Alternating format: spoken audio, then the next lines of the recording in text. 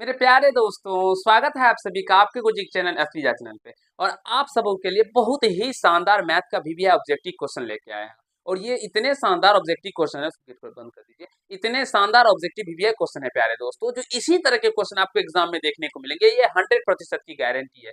जो भी प्यारे मित्र हमारे इस वीडियो को शुरू से लेकर अंत तक देख के जाएंगे, 100% मैं इसका विश्वास दिलाता हूँ प्यारे मित्र, जो इसी तरह के क्वेश्चन आपको देखने को मिलेंगे। और उसमें अगर हम बात करें ना, इसमें ऐसे ऐसे क्वेश्चन भी आप लोगों के लिए हैं जो देख कर आपका दिल प्रसन्न हो जाएगा और आप भी बोलेंगे हाँ सर, इसी तरह के क्वेश्चन हमारे एग्जाम में आने वाले हैं। क्योंकि आप लोग भी पढ़े हैं प्यारे दोस्तों, तो वो बच्चों वाला क्वेश्चन तो है नहीं। अब 10th में आप अगर मॉडल सेट जो भी प्यारे मित्र नहीं बनाए हैं मॉडल पेपर, जो कि बिहार बोर्ड ऑफिशियल वेबसाइट पे आप लोगों के लिए था और अब आप लोग नहीं बनाए हैं, तो मैं उसका सॉल्यूशन करवा दिया हूँ। मैम के द्वारा भी सारे सब्जेक्टों को बताया जा रहा है, साइंस का भी बहुत जल्द आ जाएगा। तो सारे को देख लीजिए और मॉडल पेपर को देखते हुए हमने ये क्वेश्चन को तैयार किया है आप लोगों के लिए और आपको सिखाने समझाने का प्रयास कर रहा हूँ दोस्तों। तो चलिए हम लोग स्टार्ट करते हैं और आपको समझाने सिखाने का प्रयास करते हैं। देखिए, क्वेश्चन है संख्या रेखा। संख्या रेखा नंबर लाइन पर प्रत्येक बिंदु प्रदर्शित करता है। प्रत्येक बिंदु मेरे प्यारे दोस्तों संख्या रेखा पर नंबर लाइन जो है वो किसको प्रदर्शित करता है? तो अगर हम बात करें तो एक वास्तविक संख्या को प्रदर्शित करता है तो नहीं मेरे प्यारे दोस्तों, क्योंकि वास्तविक संख्या में परिमेय संख्या और अपरिमेय संख्या दोनों रहता है। ठीक है, आप स्टार्ट कर सकते हैं। वास्तविक संख्या में परिमेय संख्या और अपरिमेय संख्या दोनों रहता है, तो एक वास्तविक संख्या को करेगा तो नहीं, ये नहीं होगा। एक प्राकृतिक संख्या को करेगा तो मेरे प्यारे दोस्तों, चलिए आगे पढ़ते हैं। एक परिमेय संख्या को करेगा तो परिमेय संख्या का अगर बात करें तो मेरे प्यारे दोस्तों, जब वो 1 2 3 होगा तो इसको तो करता है, लेकिन 4/2 होगा, 2.5 होगा, तो इस तरह की संख्या को वो प्रदर्शित नहीं करता है। तो इसीलिए ये भी आंसर इसका नहीं होगा। एक अपरिमेय संख्या को, तो ये भी इसका आंसर नहीं होगा। तो this will be right answer, option number इसका बी हो जाएगा मेरे प्यारे मित्रों, बी नंबर हो जाएगा। तो आशा करता हूं जो ऐसे क्वेश्चनों को आप सभी बहुत ही शानदार तरीके से बना पाएंगे अपने एग्जामों में और अच्छे तरीके से कर पाएंगे। और इसी तरह के एग्जाम में आपके क्वेश्चन आने वाले भी हैं। तो चलिए हम लोग नेक्स्ट क्वेश्चन की ओर चलते हैं। और इसे मेरे प्यारे दोस्तों, वीडियो को जल्दी से शेयर कर दीजिएगा अपने दोस्तों तक। देखिए, निम्न में से कौन सा भिन्न का दशमलव प्रसार शांत है? हमें निकालना होगा किसका दशमलव प्रसार क्या होगा प्यारे दोस्तों, शांत है। तो जल्दी से एक बार कमेंट बॉक्स में कमेंट कर दीजिए और अच्छे तरीके से फिर बताइए। देखिए, यहाँ पे 11 बटे यानी कि 11/700 है ना प्यारे दोस्तों, तो 11/700, 700 को क्या लिखिएगा? देखिए 11/700 को 7 गुना 100, तो यहाँ से देखिए 100 का तो आ जाएगा, लेकिन ये 7 का नहीं होगा। तो देखिए, और किसी भी दशमलव प्रसार का जो मान होता है मेरे प्यारे दोस्तों, वो क्या होता है? किसी भी दशमलव संख्या, जो भी संख्या रहता है उसका अगर दशमलव प्रसार शांत हो, तो आप सभी जानते हैं उसमें क्यू का जो रूट गुणनखंड होता है, क्यू का जो रूट गुणनखंड होता है 2n गुना 5m के रूप का होता है। 2n गुना 5m के रूप का होता है। और यहाँ पे अगर हम बात करें तो यहाँ पे ये 7 तो आएगा नहीं इस कंडीशन में, तो इसलिए यह क्या हो जाएगा? अशांत हो जाएगा। यह क्या हो जाएगा? अशांत हो जाएगा, ये होगा नहीं। अगर बात करें 91/2100, तो यहाँ से 91/2100, तो ये भी नहीं हो पाएगा दोस्तों। 1391 और यहाँ से 7 इसमें भी 3 आ रहा है, तो ये भी नहीं होगा। अब यहाँ से देखिए 343 है ना, 343 को हम लोग 7 पे पावर 3 लिखेंगे। अब बट्टे में है 2 पे पावर 3 गुना 5 पे पावर 3 गुना 7 पे पावर 3, तो ये 7 पे पावर 3 से 7 पे पावर 3 कट जाएगा, तो 1/2 पे पावर 3 गुना 5 पे पावर 3 यानी कि 2 पे पावर n गुना 5 पे पावर m के रूप का आ गया। तो यहाँ से इसका आंसर ऑप्शन नंबर सी हो जाएगा। और आशा करता हूँ आप सभी प्यारे मित्र बहुत ही अच्छे से समझ रहे होंगे, कहीं से कोई दिक्कत समस्या नहीं हो रहा होगा किसी भी भाई को। चलते हैं नेक्स्ट क्वेश्चन की ओर। जल्दी से स्क्रीनशॉट लेना चाहते हैं तो स्क्रीनशॉट ले सकते हैं। सबसे छोटी पूर्ण वर्ग संख्या, और सबसे छोटी मेरे प्यारे दोस्तों, प्रश्न जो इस तरह के क्वेश्चन हो इसे ध्यान से पढ़िएगा। जो सबसे छोटी पूर्ण वर्ग संख्या कहा गया है, बहुत सारे बच्चे यहाँ पे ही गलती करते हैं, वो प्रश्न को अच्छे से पढ़ते ही नहीं है। तो इसे ध्यान से पढ़िएगा। सबसे छोटी पूर्ण वर्ग संख्या जो 16 20 तथा 24 प्रत्येक से विभाज्य हो। एक वर्ग संख्या भी होना चाहिए वो, और 16 20 24 से विभाज्य भी होना चाहिए। तो सबसे पहले अगर हम बात करें तो इसमें से पहले वर्ग संख्या को खोजिए कौन कौन सा है। बनाने का तरीका बताते हैं, क्योंकि गुरुजी से मैथ पढ़ते हैं तो गुरुजी तो तरीका जानते हैं। तो वो तरीका देखिए, ये 240 एक वर्ग संख्या है, आप बोलेंगे नहीं सर। फिर अगर हम 2400 का बात करेंगे तो ये एक वर्ग संख्या नहीं है, तो दो आंसर तो आपका ऑलरेडी पहले ही कट गया। अब ये होगा या तो ये होगा आंसर में। तो मेरे प्यारे तो क्योंकि इसका भी ये पूर्ण वर्ग संख्या है और ये भी पूर्ण वर्ग संख्या है, तो देख लीजिए ना, दोनों संख्या में से किस में 16 से 20 से 24 से भाग लगता है, उसमें भी सबसे छोटी का क्या है प्यारे दोस्तों, छोटा होना चाहिए। इसमें भी देखिए 16 से भाग लगेगा तो 16 तो है, ये लगेगा ही लगेगा, 20 से भी लगेगा। और 24 से बात करेंगे तो एक बार 24 से देखिए, 24 120, 24 छाके 144, तो 160 ही हो जाता है ना। 24 से ये नहीं लग रहा है, ठीक है। आप 1600 को देख भी सकते हैं 24 से लगा के प्यारे मित्रों। 24 से 24 छाका हाँ से 144 हो गया ना, ये फिर 10 में से 4 गया तो 6 और 5 में से 4 1 कट गया, फिर 0 106 मतलब 144 रहेगा और फिर यहाँ से 16 से उतर उतर के आ जाएगा, तो ये नहीं कट रहा है तो ये भी नहीं होगा, तो ऑप्शन नंबर डी ही इसका राइट आंसर हो जाएगा। तो बिना बनाए हुए मेरे प्यारे दोस्तों आप सभी ऐसे प्रश्नों को सॉल्व कर पाए, देखिए कितना आसान प्रश्न है, ठीक है। तो आशा करता हूँ आप सभी समझ रहे होंगे और बहुत सारे क्वेश्चन हमने आपको इस तरह के सॉल्व भी करवाए हैं और सारे प्यारे मित्र देखे होंगे। अगर हम बात करें तो 1000 के अप्रोक्स हमने आप लोगों को क्वेश्चन करवा दिए हैं मैथ के। जो भी प्यारे मित्र वो सारी वीडियो को देख के जाएंगे, मेरा विश्वास है और मैं इतनी गारंटी के साथ कह सकता हूँ वो अपने मैथ में 50 में 50 ऑब्जेक्टिव को इतना शानदार तरीके से करके आएंगे, जो मैं उस बात का गारंटी विश्वास दिलाता हूँ, मुझे एक भी प्रश्न में उनका दिक्कत नहीं होगा। चलते हैं नेक्स्ट क्वेश्चन की ओर। जल्दी बताइए, कहा गया है प्यारे दोस्तों, दो संख्याओं का लघुत्तम समापवर्तक इनके महत्तम समापवर्तक का 14 गुना है। तो महत्तम समापवर्तक का 14 गुना यानी एचसीएफ को अगर हम लोग एक्स मान लें तो एलसीएम क्या हो जाएगा प्यारे मित्रों, जल्दी जल्दी बताइएगा, कमेंट कीजिएगा। महत्तम समापवर्तक का 14 गुना है यानी कि ये 14x हो जाएगा, होगा कि नहीं होगा? जल्दी से एक बार प्यारे मित्र हमारे प्यारे भाई हमारे कमेंट कीजिए धड़ाधड़, जहां सर ये होगा। चलते हैं नेक्स्ट क्वेश्चन, अगले कॉन्सेप्ट की ओर। अब देखिए कहा गया लघुत्तम समावर्तक तथा महत्तम समावर्तक का जोड़ 600 है। अब इन दोनों का जोड़ दिया गया तो x प्लस का 14x बराबर क्या हो जाएगा 600।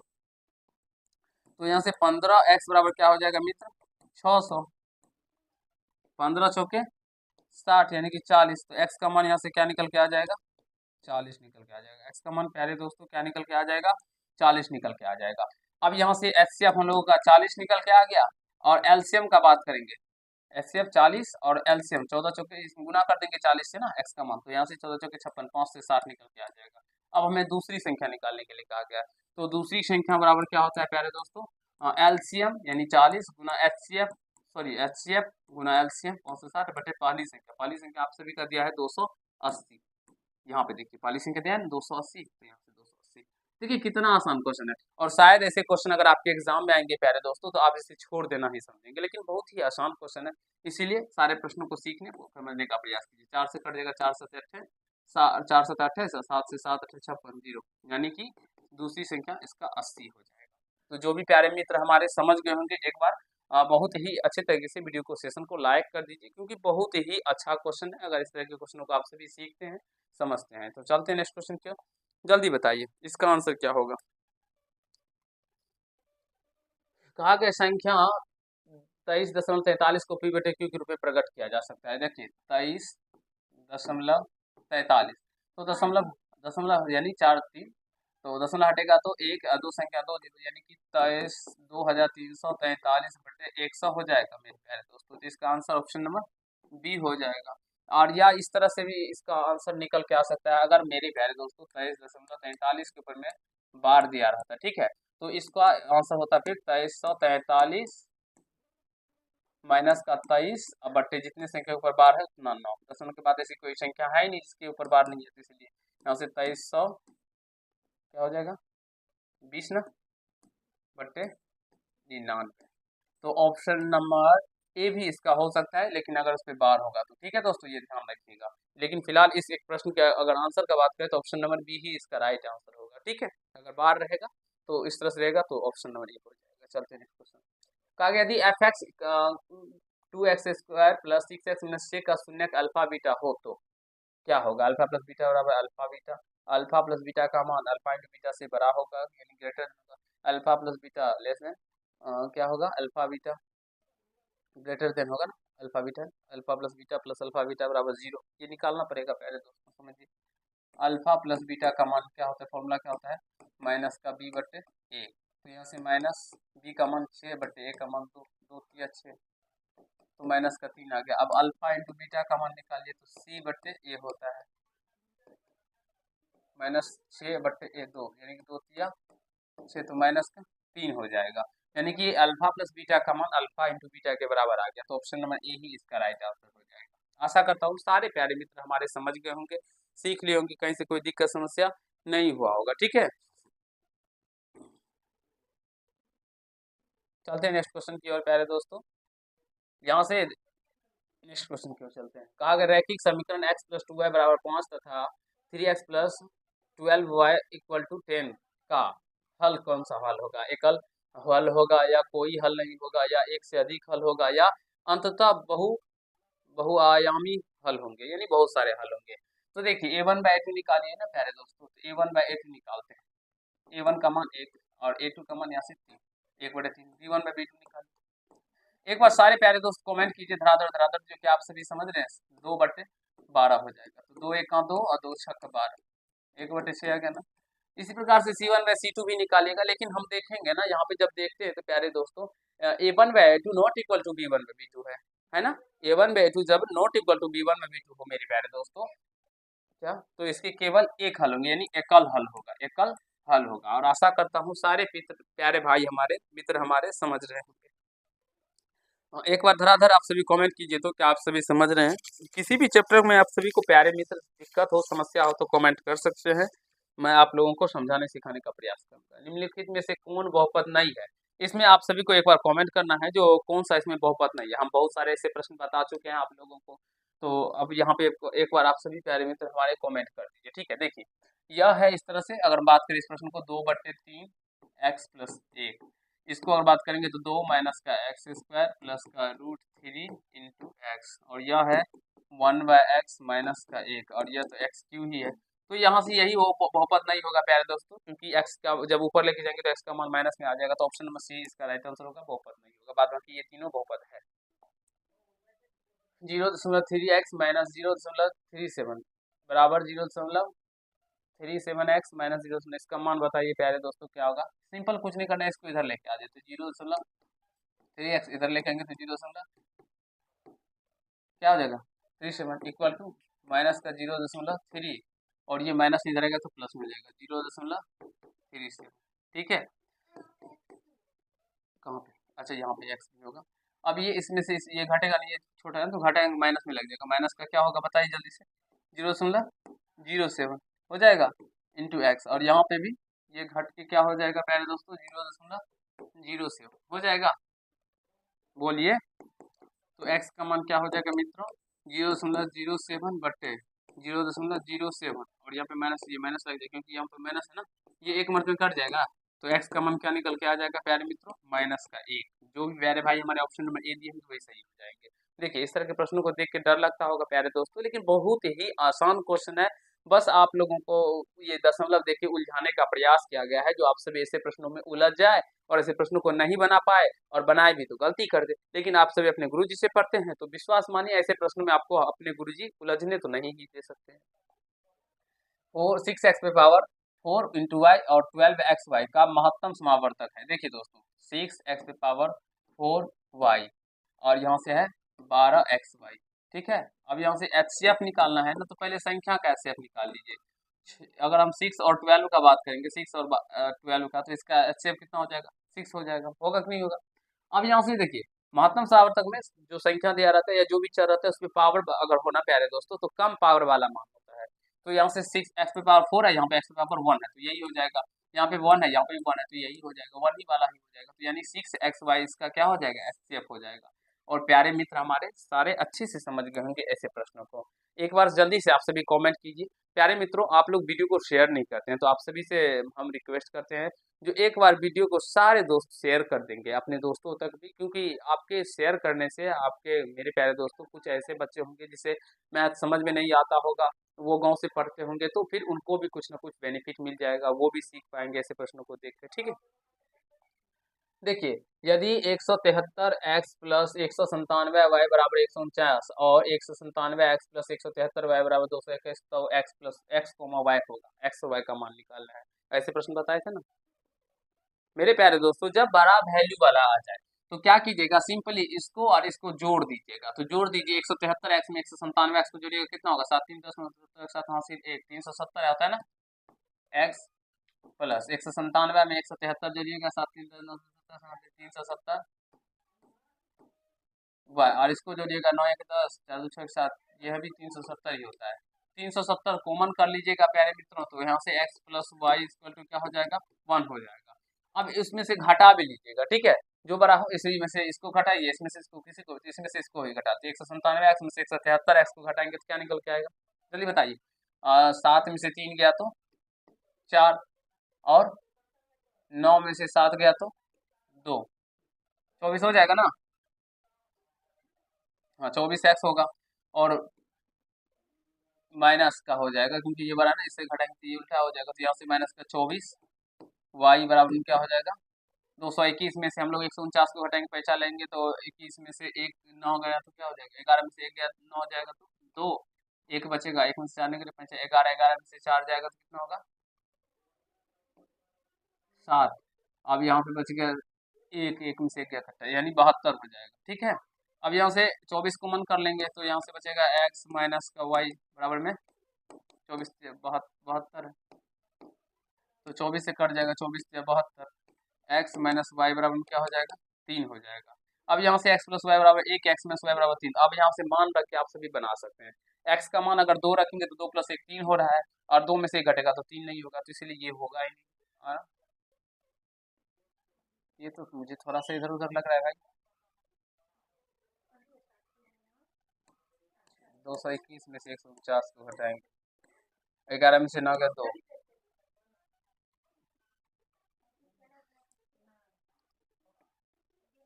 72 ही आ रहा है ना। अब इधर इसको घटा लीजिए, एक बार 24 ही आ रहा है ना प्यारे मित्रों, 24 13 7 9। इसका आंसर क्या होगा जल्दी बताइए। वाई से अगर 2x बराबर क्या हो जाएगा प्यारे दोस्तों 4 हो जाएगा, तो x का मान 2 निकल के आ गया, y का मान माइनस का 1 हो जाएगा, x का मान 2, y का मान माइनस का 1, ये हो जाएगा ऑप्शन नंबर डी इसका राइट आंसर प्यारे दोस्तों। रख के देख लीजिएगा, आंसर निकल के आ जाएगा। चलते हैं नेक्स्ट क्वेश्चन की ओर प्यारे दोस्तों। यदि द्विघात समीकरण A X square plus minus 4ax plus 2a plus 1 बराबर 0 का मूल समान होता है, तो डी मेरे पास तो क्या होता है 0 के बराबर होता है, और डी यानी बी स्क्वायर माइनस का 4ac बराबर क्या हो जाएगा 0। हम देख लें बी स्क्वायर, बी का मान क्या होगा यहाँ से ये रहा बी, तो 4a का स्क्वायर माइनस 4, ए का मान क्या होगा ए, और सी का मान यहाँ से देखिए 2a प्लस 1 है, तो 2a प्लस 1 दीजिएगा इक्वल टू 0 हो जाएगा प्यारे दोस्तों। तो यहाँ से इसका स्क्वायर कीजिएगा तो 16a स्क्वायर, और यहाँ से ये क्या हो जाएगा माइनस 4a को 4a को गुना 8a यानी 4 यानी कि 8a स्क्वायर हो जाएगा, प्लस माइनस माइनस 4a हो जाएगा इक्वल टू 0। अब सोचिए दोस्तों यहाँ से a का मान क्या रखेंगे जो ये टर्म 0 हो जाएगा। ठीक है, तो यहाँ से अगर हम 2 रखेंगे तो ये कितना निकल के आता है 2 रखेंगे तो 2 दूना 464 माइनस 8 गुना 4 चौको 32 और 4 चौको ये नहीं होगा 256, ये भी नहीं होगा।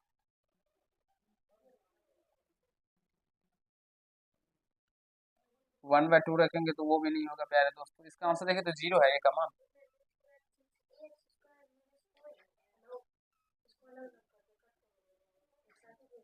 इसका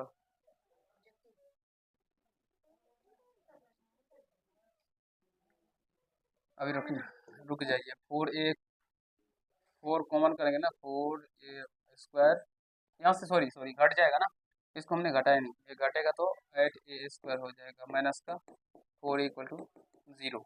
तो यहाँ से देखिए दोस्तों 4a कॉमन करेंगे ना तो क्या हो जाएगा 2a माइनस का 1 हो जाएगा इक्वल टू 0। तो यहाँ से 4a इक्वल टू 0 और 2a माइनस का 1 इक्वल टू 0, तो a का मान यहाँ से 0 भी आ रहा है और a का मान 1/2 भी आ रहा है।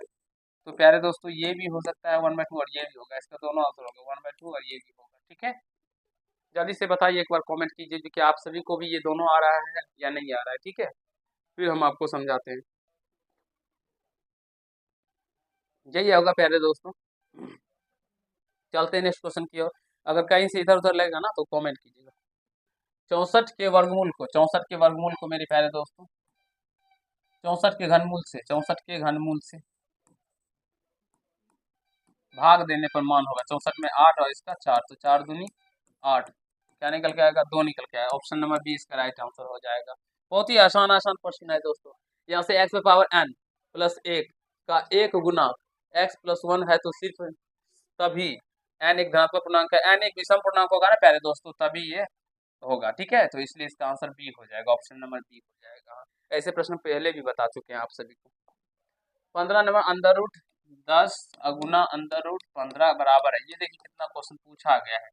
तो इसको लिखेंगे ना 2 गुना 5 और यहाँ से इसको लिखेंगे दोस्तों 5 गुना का 3। तो यहाँ से इसको सारे को एक साथ अगर हम लिखेंगे तो 2 गुना 3 को पहले लिख देते हैं, फिर 5 गुना 5। तो ये 5 बाहर निकल के आ जाएगा और ये रूट में 6 बच जाएगा। तो 5√6 ऑप्शन हो जाएगा, 5√6 ऑप्शन नंबर ए इसका राइट आंसर हो जाएगा। और बहुत ही आसान प्रश्न है प्यारे दोस्तों, ऐसे प्रश्नों को अगर कर लेते हैं तो बहुत ही समझिए, बहुत ही बच्चों वाला क्वेश्चन है ये, क्वेश्चन सारे प्यारे दोस्तों को आना चाहिए। बताइए इसका आंसर क्या होगा, मैं आप लोगों को देता हूँ कुछ समय। दोस्तों त्रिकोणमिति से जो है ना 20 से 25 नंबर का पूछा जाता है, तो इसीलिए आप लोग त्रिकोणमिति को बहुत ही अच्छे से तैयारी कर लीजिएगा। √3 tan थीटा बराबर में 3 sin थीटा है, तो sin का थीटा माइनस cos का थीटा बराबर होगा। इससे पहले भी हम ये प्रश्न बता चुके हैं। देखिए √3 और ये tan थीटा, tan थीटा बटे sin थीटा, sin थीटा को इधर लेके आ गए, ठीक है। तो यहाँ से 3 अब बटे का ये √3 भी इधर आ जाएगा, ये इस तरह से। अब tan थीटा को हम लोग क्या लिखेंगे मेरे प्यारे दोस्तों, sin थीटा बटे का cos थीटा, और ये नीचे में sin थीटा, तो sin थीटा कट जाएगा, तो 1/cos थीटा बचेगा, 1/cos थीटा बराबर में इससे भाग √3 को हम लोग क्या लिख सकते हैं, √3/√3 गुना √3 बटे √3 होगा ना, √3 कट जाएगा, तो 1/cos theta sec theta, sec theta क्या हो जाएगा प्यारे दोस्तों, √3। अब यहाँ से sec थीटा बराबर कौन होता है, तो h का मान हो गया, सॉरी हाँ √3, और b का मान हो गया प्यारे दोस्तों 1, क्योंकि कुछ नहीं है तो 1 है ना, इसीलिए आप p का मान निकालेगा तो अंदर √3 का स्क्वायर माइनस h² माइनस का b², तो 1 का स्क्वायर, तो √3 का स्क्वायर क्या होगा दोस्तों, 3 माइनस 1, यानी कि √2 निकल के आ गया हम लोगों को p का मान। अब यहाँ से sin² थीटा निकालना है, sin² थीटा माइनस का cos² थीटा का मान निकालना है। sin² p/h, p का मान है √2/h यानी कि √3, इसका square minus cos b/h, b का मान 1/h का मान √3, इसका स्क्वायर, √2 का स्क्वायर करेंगे 2/√3 का स्क्वायर करेंगे 3, माइनस 1 का स्क्वायर 1√3 घट के ये 1/3 निकल के आ जाएगा। तो ऑप्शन नंबर सी इसका राइट आंसर हो जाएगा। तो मेरे प्यारे दोस्तों त्रिकोणमिति में कुछ भी हार्ड प्रश्न यानी कि डिफिकल्ट नहीं आते हैं, बहुत ही आसान प्रश्न आते हैं, बस सॉल्व करना होता है। अगर सॉल्व कर पाते हैं तो वो बहुत अच्छी बात है, ठीक है ना। यहाँ पे साइन थीटा को इधर लेके आ गए, और टेन थीटा बटे साइन थीटा को हम इस तरह से लिख सकते हैं ना प्यारे दोस्तों, साइन थीटा बटे कॉस थीटा और इंटू ये साइन थीटा, इसीलिए यहाँ से साइन थीटा कट जाएगा, तो 1/cos थीटा आ गया। चलते नेक्स्ट क्वेश्चन के, 7 sin का थीटा प्लस 3 cos का थीटा 4 तो sec theta plus cos theta का बराबर है। देखिए इधर देखिए बाबू, ये क्वेश्चन बहुत ही लाजवाब क्वेश्चन है। देखिए 7 sin² theta plus 3 cos square theta बनेगा आपसे बराबर 4 बनेगा। देखिए इसको कैसे बनाएंगे पहले, 7 sin² थीटा को इस तरह से तोड़िए, 4 sin² theta plus 3 cos square theta, sorry 3 sin² theta plus cos square theta equal to 4। मेरे प्यारे दोस्तों प्रश्नों को सीखने और समझने का प्रयास कीजिएगा। 4 sin² थीटा, अब इसमें से हम लोग 3 कॉमन करेंगे तो इधर क्या बचेगा, sin² theta plus cos square theta equal to क्या होगा, 4 हो जाएगा। यहाँ से 4 sin² थीटा प्लस 3, इसको हल करने मान रखें एक हो जाएगा, sin² theta plus cos square theta बराबर 1। तो यहाँ से देखिए 4 sin² थीटा इक्वल टू क्या हो जाएगा 4, ये प्लस में जाएगा तो माइनस में 3 हो जाएगा। तो sin² थीटा बराबर 1/4 हो जाएगा, 1/4 हो गया। अब यहाँ से स्क्वायर है तो sin थीटा बराबर क्या निकल के आ जाएगा 1/4, तो sin थीटा का मान यहाँ से क्या हो गया 1/2। तो p का मान मेरे पास तो 1 और h का मान क्या निकल के आ गया 2, तो b का मान जब निकालेगा तो h² माइनस का p², 4 में से 1 गया तो √3 निकल के आ जाएगा, क्या निकल के आ जाएगा √3 निकल के आ जाएगा b का मान। अब हमें निकालना है सेक थीटा प्लस का कोसेक थीटा, तो सेक थीटा का फॉर्मूला था b बटे का h बटे b ना, हाँ तो h का मान क्या है दोस्तों 2 बटे b का मान √3 प्लस h बटे p, तो h का मान क्या है यहाँ से 2 बटे p का मान 1, ठीक है। तो इसका एलसीएम कितना हो जाएगा √3, और यह हो जाएगा 2 प्लस यहाँ से यहाँ पे आंसर इस तरह से ही दिया गया है प्यारे तो 2 + 2/√3, 2/√3 + 2, ऑप्शन नंबर यही भी यही हो जाएगा, यही इसी तरह से दिया गया है ना। तो आशा करता हूँ प्यारे दोस्तों आप सभी बहुत ही शानदार तरीके से क्वेश्चन नंबर 17 को समझ गए होंगे, सीख लिए होंगे। ठीक है, एक बार पानी पिला दीजिए। चलते हैं नेक्स्ट क्वेश्चन की ओर। कहा गया है 5 cot A = 3 है, तब 5 sin थीटा - 3 cos थीटा, अब बट्टे में 4 sin थीटा + 3 cos थीटा है, इसका मान निकालना है दोस्तों। ठीक है, देखिए cot थीटा बराबर क्या हो जाएगा, 3/4 हो जाएगा, सॉरी 3/5 हो जाएगा, 3/5 हो जाएगा ना। तो यहाँ से cot थीटा का फॉर्मूला होता है b/p, तो b का मान कितना होता है। इसका एक तरीका भी है, वो तरीका अगर हम बताएं आपको दोस्तों ना, तो देखिए tan थीटा बराबर क्या हो जाएगा, cos थीटा बटे sin थीटा होता है। ठीक है, और यहाँ से 3/5, तो cos का मान 3 और sin का मान से 5 रखें, sin का मान 5 रखेंगे तो 25 माइनस cos का मान 3 रखेंगे, 3 या 9 बटे 4 sin थीटा ना, sin का मान 5 रखेंगे, 5 चौका 20 और प्लस 3 cos थीटा का मान क्या है 3, तो 3 रखेंगे, 3 या 9, तो यहाँ से 25 में 9 गया तो 16 बटे का क्या हो जाएगा प्यारे दोस्तों 29। तो ये तरीका आप p/b करके भी बना सकते हैं या इस तरह से भी बना सकते हैं, तो ऑप्शन नंबर 20 का राइट आंसर हो जाएगा। तो जो तरीका आप सभी को अच्छा लगे प्यारे मित्रों, उस तरीके से भी बना सकते हैं, लेकिन इस तरीका में आप लोग कहीं कहीं पे गलत भी कर सकते हैं, इसीलिए थोड़ा सा इसमें रिस्क है ऐसे प्रश्नों को। ठीक है, तो ध्यान से बनाइएगा। ठीक है, तो इस तरीका का उपयोग आप सभी कर सकते हैं ऐसे प्रश्नों में केवल। ठीक है, क्योंकि अब किसमें ये फॉर्मूला लगेगा और नहीं लगेगा, ये आप लोगों को जब तक अच्छे से नहीं पढ़ेंगे तब तक आप सभी से नहीं बनेंगे प्यारे मित्रों। ठीक है, तो आप लोग यहाँ से एच निकाल लीजिएगा, एच निकालने के बाद मान रख के भी कर सकते हैं। मुझे लगता है जो आप सभी बहुत ही अच्छे तरीके से सारे क्वेश्चनों को करने के बारे में सीख गए होंगे प्यारे दोस्तों। एक बार जल्दी से आप सभी कमेंट कर दीजिए, फिर हम आपको बताएंगे आगे। ये 18 नंबर ना,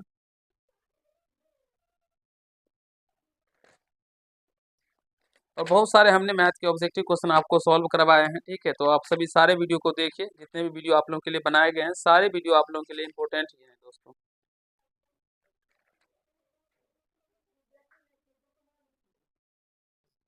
चलते हैं नेक्स्ट क्वेश्चन की ओर प्यारे दोस्तों। ये रखा यदि साइन x डिग्री बराबर साइन अल्फा, तब अल्फा का मान, ये ए दिया है तो साइन ए का मान होगा। देखिए यहाँ से ये रेडियन में हमें पूछा जाए तो यहाँ से इसका आंसर का बात करेंगे ना दोस्तों, तो π/180 डिग्री हो जाएगा। ठीक है, क्योंकि हम लोग डिग्री को रेडियन रेडियन को डिग्री में बदलने के लिए π/180 से गुना करते हैं। ठीक है दोस्तों, रेडियन को डिग्री में बदलने के लिए क्या करते हैं, π/180 से गुना, तो ऑप्शन नंबर डी ही इसका राइट आंसर हो जाएगा। यहाँ से टेन 15 डिग्री और कॉट भी 10 20 डिग्री, 10 70 डिग्री, 10 75 डिग्री। देखिए इसको इसको जोड़ने पे 90 आ रहा है ना, तो इसका मान 1 हो जाएगा प्यारे मित्रों, याद रखिएगा। यहाँ से 10 20 और 10 70 डिग्री जोड़ने पे 90 आ रहा है, तो इसका मान 1, तो 1 को 1 गुना करने पर 1 ही आ जाएगा, तो ऑप्शन नंबर डी इसका राइट आंसर हो जाएगा। ये सब तरीके बहुत बार बता चुके हैं, देखिएगा अच्छे से समझ में आएगा। ये भी क्वेश्चन हम इससे पहले ही जस्ट 1 से 2 दिन पहले ही बताए दोस्तों। ठीक है, तो इसे भी कर लीजिएगा। यदि सूरज की किरणें का झुकाव 45 डिग्री से बढ़ाकर 60 डिग्री होता है, तो एक मीनार की छाया 50 मीटर घट जाती है, तो मीनार की ऊंचाई होगी 25 × 3 - √3, गिलास में लेके आना चाहिए 25 इंटू, यही हो जाएगा इसका राइट आंसर। आप सभी को हम बता चुके हैं प्यारे दोस्तों, गेट लगा दीजिए। तो एक बार जरूर ही ऐसे प्रश्नों को कर लीजिएगा, इसमें थोड़ा सा लंबा प्रोसेस जाएगा, इसीलिए मैं इसको छोड़ रहा हूँ। ठीक है, नेक्स्ट क्वेश्चन की ओर चलते हैं। सूर्य का उन्नयन कोण जब किसी सीधे खड़े खंभे की छाया उसकी लंबाई के बराबर है प्यारे दोस्तों। ठीक है, इसकी लंबाई के बराबर है, यानी ये 1 है तो ये भी 1 होगा दोस्तों। तो ऊंचाई बराबर हो तो उन्नयन कोण पूछा है, इसका मान लेते हैं थीटा, तो टेन थीटा बराबर 1/1 हो जाएगा। तो टेन थीटा का मान मेरे पास तो कितने डिग्री का मान क्या होता है, 1 होता है, तो थीटा का मान 45 डिग्री का मान क्या होता है, 1। तो 45 डिग्री को हम लोग क्या लिख सकते हैं, π/4 लिख सकते हैं, क्योंकि पाई का मान 180 डिग्री है, बटे का 4, तो 4 से 45 में कट रहा है ना, तो ये 45 π/4 हो जाएगा, ऑप्शन नंबर सी हो जाएगा। इस तरह से भी आंसर दे सकता है। ठीक है, तो समझिए, सीखने का प्रयास कीजिए, क्योंकि क्वेश्चन को किसी तरह से एग्जामिनर वो चाहेगा घुमाने के लिए, तो आप सभी उसके जाल में मत फंसिएगा, आप सभी अच्छे से सॉल्व कीजिएगा, अच्छे से हो जाएगा। 6 मीटर ऊंचे खंभे की पृथ्वी पर छाया, देखिए 6 मीटर ऊंचा खंभा है, ये खंभा है, इसकी छाया 2√3 है, तो इसका सूर्य का उन्नयन कोण यहाँ से थीटा मान लेते हैं, तो टेन थीटा बराबर प्यारे दोस्तों क्या हो जाएगा, 6/2√3, तो 2 से 2 कट जाएगा, तो 3/√3 हो गया। अब इसको ये भी काट सकते हैं ना, तो टेन थीटा बराबर क्या हो जाएगा दोस्तों, 3 को हम लोग लिखेंगे √3 गुना √3 बटे का ये √3 हो जाएगा। ठीक है, तो ये √3 से √3 कट जाएगा तो √3 निकल के आ गया। तब टेन कितने डिग्री का मान √3 होता है, तो थीटा बराबर 60 डिग्री। 60 डिग्री का मान √3 होता है, तो ऑप्शन नंबर ए ही इसका राइट आंसर हो जाएगा। और आशा करता हूँ सारे प्यारे मित्र हमारे समझ रहे होंगे अच्छे तरीके से ऐसे प्रश्नों को करने के बारे में। प्यारे दोस्तों, एक बार कमेंट कीजिए जो आपको किस टाइप का किस तरह का वीडियो चाहिए, मैं आप लोगों के लिए उसी तरह का वीडियो लेके आऊंगा और आपको सिखाने समझाने का प्रयास करूंगा। ठीक है, क्योंकि आप सभी बहुत ही ज़्यादा कमेंट करते रहते हैं। ठीक है, तो एक बार कमेंट कीजिएगा इसके लिए भी। एक 6 मीटर ऊंचे वृक्ष की छाया 4 मीटर लंबी है, इसमें क्या पूछा गया है भाई? क्वेश्चन नंबर 24 को पूरा ही नहीं लिखा है। बुलाइए तो एक बार टाइपिस्ट महोदय को। उसी समय खंबे की 50 मीटर तक, यहाँ पे ये इसको पूरा ही नहीं किया, उसी समय कहा गया है, जो ये बताए भी है इससे पहले है। ठीक है ना, दीजिए और बड़ा वाला लेना चाहिए। एक बार हम पानी पी लेते हैं प्यारे दोस्तों, ठीक है, उसके बाद हम बताते हैं।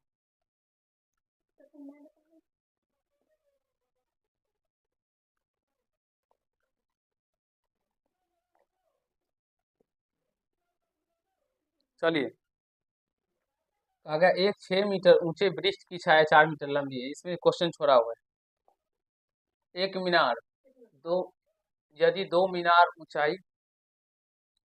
यदि दो मीनार की ऊंचाई H1 और H2 के पादों को मिलाने वाले रेखाखंड के मध्य बिंदु पर मीनारों द्वारा बनाए जाने वाले कोण का मान क्रमशः 60 डिग्री तथा 30 डिग्री है, तो H1 तथा H2 का बराबर होगा। पहले दोस्तों समझने का प्रयास कीजिएगा अच्छे से, ये भी बताया हूँ इससे पहले ही पार्ट में, फिर भी बता देता हूँ। ठीक है, इसका मान लेते हैं ऊंचाई को H1, इसकी ऊंचाई को H2, मध्य बिंदु ये रहा, यहाँ से इसका, यहाँ से इसका। ठीक है, ये क्रम कितना 60 डिग्री और ये है 30 डिग्री। ठीक है, तो देखिए ये मध्य बिंदु है ना प्यारे दोस्तों, ये मध्य बिंदु है, तो ये x होगा, तो ये भी क्या होगा, x ही होगा। होगा कि नहीं होगा? आप सब बोलेंगे हाँ सर होगा। तो हमें H1 और H2 का अनुपात निकालना है। ठीक है, चलिए यहाँ से, तो यहाँ से टेन 60 डिग्री बराबर क्या होगा, H1 और बटे का x होगा। टेन 60 का मान प्यारे दोस्तों क्या हो जाएगा, टेन 60 का मान होता है √3, तो H1 बटे x हो जाएगा। तो यहाँ से अगर हम बात करें H1 बराबर क्या होगा, x से गुना होगा तो x √3 हो जाएगा। चलिए यहाँ से अब टेन 30 डिग्री निकालिए, टेन 30 डिग्री बराबर क्या हो जाएगा मित्र, टेन 30 डिग्री ना,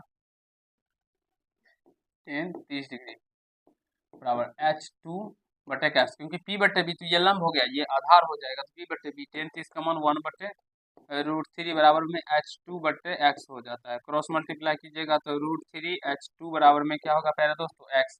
अब यहाँ से H2 बराबर क्या हो जाएगा, x बटे का √3 होगा। अब चलिए हम H1 बटे H2 का अनुपात निकाल लेते हैं। यहाँ से x H1 का H1 का मान है x √3 बटे x और बटे √3, तो ये √3 ऊपर चला जाएगा प्यारे दोस्तों, x √3 गुना √3 बटे में x हो जाएगा, तो x से x कट जाएगा, तो √3 को √3 से गुना करने पे 3 और नीचे में 1 हो जाएगा, तो 3:1 इसका right answer option number A हो जाएगा। और आशा करता हूँ सारे प्यारे भाई हमारे इस तरह के प्रश्नों को समझ गए होंगे, सीख लिए होंगे, कहीं से कोई दिक्कत समस्या नहीं हुआ होगा। ये तो ऑब्जेक्टिव क्वेश्चन है प्यारे दोस्तों, इसीलिए हम डायरेक्टली प्रश्नों का आंसर लेके आते हैं, लेकिन अगर ये सब्जेक्टिव में बनाया जाएगा तो इसको बहुत अच्छे तरीके से बना सकते हैं। इसके दूसरे तरीका है दोस्तों, ठीक है, इसमें कुछ लिखना भी पड़ता है, त्रिभुज त्रिभुज ये वो नाफेरा वगैरह वगैरह ये सब, तो इसीलिए ऐसे क्वेश्चनों को कर लिए होंगे आप सभी। तो ये क्वेश्चन हम आप लोगों के लिए SW के रूप में देते हैं, हम सारे बच्चे का कमेंट्स देखेंगे और जो भी प्यारे भाई हमारे कमेंट्स करेंगे मुझे अच्छा लगेगा दोस्तों, तो आप सभी जरूर कमेंट कीजिएगा। ठीक है, तभी तो मुझे पता चलेगा जो आप अगर इस तरह के क्वेश्चन आपके एग्जाम में आएंगे तो आप सभी बना पाएंगे या नहीं बना पाएंगे। तो दोस्तों चलते हैं नेक्स्ट पार्ट में, अगर नेक्स्ट पार्ट में हम लोग मिलते हैं। आशा करता हूँ आप सभी हमारे सारे वीडियो को देखते होंगे, हमें फॉलो करते हैं। अगर फॉलो नहीं करते हैं या अभी तक चैनल को सब्सक्राइब नहीं किया तो सब्सक्राइब कर लीजिए, बेल आइकन को प्रेस कर लीजिए, जिससे मेरे हर एक वीडियो का नोटिफिकेशन आप तक पहुंचता रहे। आज के पार्ट में हम लोग प्यारे मित्रों इतना ही करेंगे।